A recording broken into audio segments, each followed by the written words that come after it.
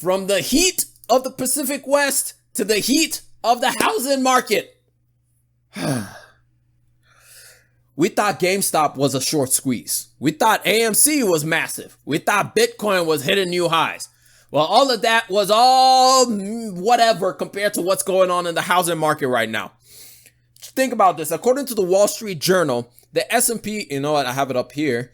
The S&P CoreLogic Case-Shiller National Home Price Index, which measures average home prices in major metropolitan areas across the nation, rose 14.6% in the year that ended in April, up from a 13.3 annual rate the month prior, aka in March. April marked the highest annual rate of price growth since the index began in 1987. So what does this mean for me and you? It means we ain't buying houses, dog. It means this thing, we just can't afford to buy these houses because this is ridiculous. Things are so bad that people are doing all kinds of stuff to try and get an edge in winning the bids for their house. Check this out. Someone promised to name their first child after the seller of a home in order for them to win a house bid. They still lost.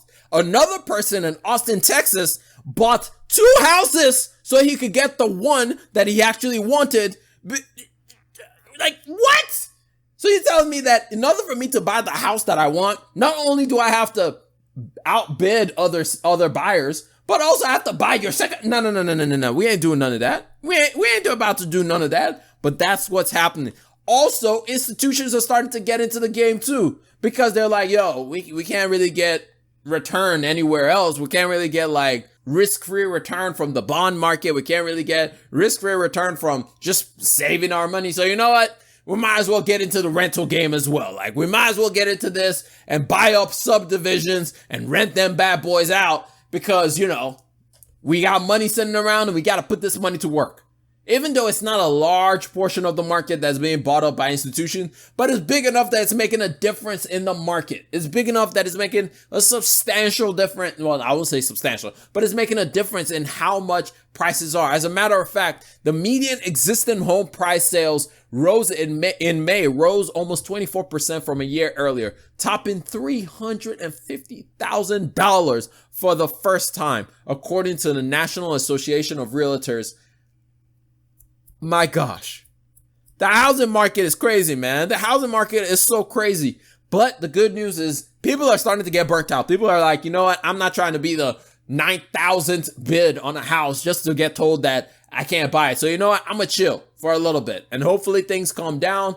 But as we all know, during the summertime is when most people try to buy new houses because they're trying to prep up for where their kids are going to go to school for. So hopefully by around August, September, around that time, things start mellowing down so that I can buy a house, like so that people can actually buy homes, especially for first-time home buyers. Those are the ones that are getting shafted the most. First-time home buyers are getting shafted extremely because now you're having to save even more money and just for even more money to be able to put down. And this is another thing. I really regret not listening to my mom back in 2018 when she was like, Kelechi, buy a house and rent out the rooms. And I was on my whole Dave Ramsey nonsense talking about, no, I have to put down 20%. What if I can't afford to keep the house? She was like, look, you can afford it. And I was like, no, I'm on Dave Ramsey. He says you must put down 20%. But the thing about Dave Ramsey's whole thing is most of the time, people who are putting down 20%, it's not their first house that they're putting down 20%. Why do you think we have something called an FHA loan? But I was dumb. I was extremely dumb. I should have listened to my mom. Man, this is word of wisdom to every single person that's watching this right now or listening to this right now. Listen to your parents.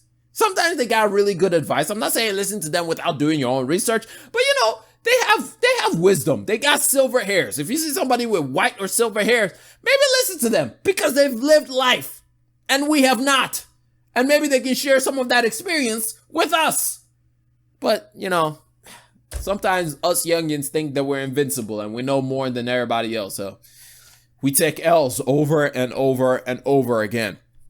But anyway, enough of the negative news. One positive news that I saw recently was, as a nerd about personal finance and all things personal finance, I hope you enjoyed that little snippet of the Rambling Mind podcast. If you want more of the Rambling Mind podcast, or if you want to listen to the whole episode that you just heard, go check it out on any podcast listening platform, whether that be Anchor, Spotify, Google Podcasts, Apple Podcasts, Breaker, Stitcher. I could go on, but you guys already know which podcast you love to use to listen to. So go check it out. Link down in the description as well. I'm gonna catch y'all later. Peace.